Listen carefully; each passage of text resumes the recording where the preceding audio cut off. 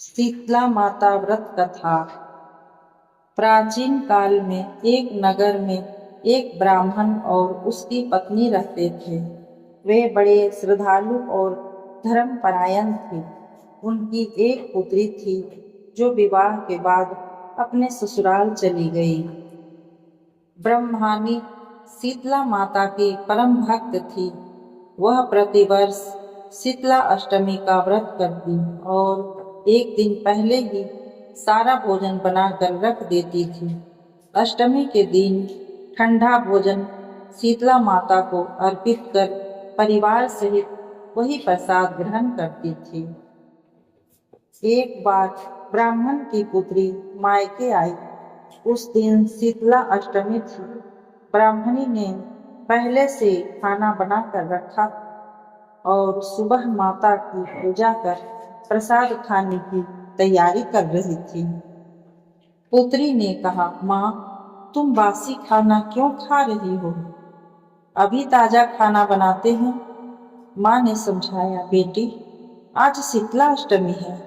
इस दिन बासी ठंडा भोजन ही खाया जाता है, चूल्हा नहीं जलाया जाता।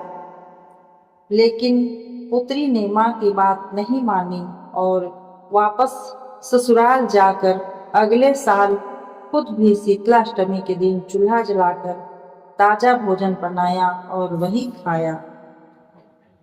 कुछ ही दिनों में उसके बच्चों को चेचक हो गए। बहुत इलाज करवाया, पूजा पाठ किया, लेकिन कोई लाभ नहीं हुआ। तब उसकी माँ ने कहा, बेटी, तुमने व्रत विधि का पालन नहीं किया। शीतला माता ने तुम्हारे इस अनादर से नाराज होकर तुम्हारे बच्चों को रोक दिया है। पुत्री ने पश्चाताप किया और अगले वर्ष नियम पूर्वक शीतला अष्टमी का व्रत किया। ठंडा भोजन माता को अर्पित किया और वही प्रसाद रूप में खाया। माता प्रसन्न हुई और उसके बच्चों को रोग मुक्त कर दिया।